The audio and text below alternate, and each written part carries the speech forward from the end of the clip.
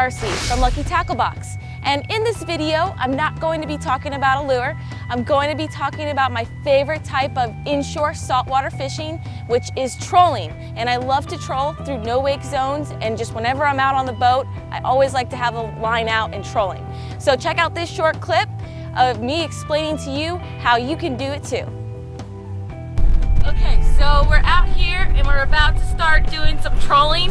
So I wanted to give you a little bit of tips and tricks and show you basically how I do it, and that way you can do it too. And basically you can inshore troll. A lot of people think of trolling as offshore, but you do that offshore as well, but inshore you can do it when you're on a booze cruise or you're going through a no-wake zone, and you never know what you're going to catch. So it's always good to pull lines. I like to pull lines no matter what, wherever we are.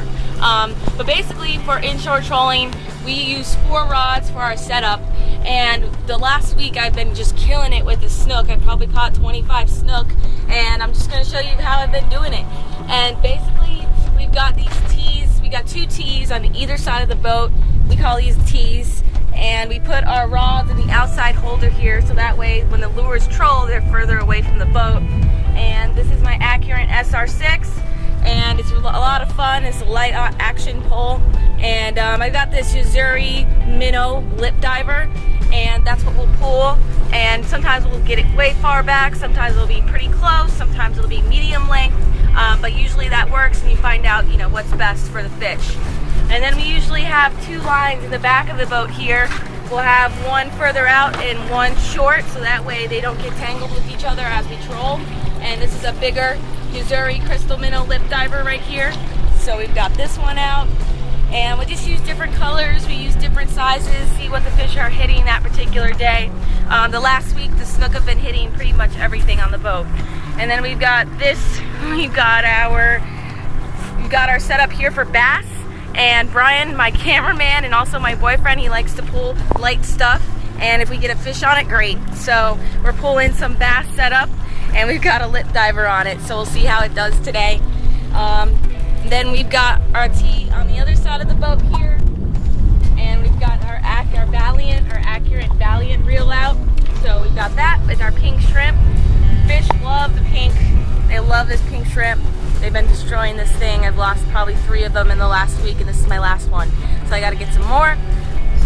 So when we pull these lures, we'll pull all 4, and we usually pull them at 10 RPMs on our boat. That is about 4 miles an hour. So for us, 4 miles an hour works. Fish hit the lures all the time. When you're trolling on your boat, you just gotta figure out what's best and what speeds work best for you to pull the lures.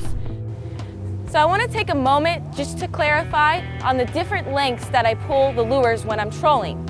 And when I have 4 lines out, my 2 rods that are in the tees on the outside of the boat, I have those back the furthest. Usually they're 100 feet back or more. And I will separate the lengths, so I'll keep one out at 80 feet and then I'll have another one out at 100 feet. And then in the 2 rods in the middle of the boat, I usually have one spaced out, let's say 50 feet from the boat, and then the shortest one 30 feet behind the engine. So I've got all different lengths spread out across all 4 rods. So that way I avoid any tangles, and when a fish hits the line, they're all separated. So get out there and try some inshore saltwater trolling, and let me know how you did in the comments below. Once again, on behalf of Lucky Tackle Box, I'm Darcy Arahill. You can find me on social media, YouTube, and Roku as Darcizzle Offshore. And until next time, keep on catching.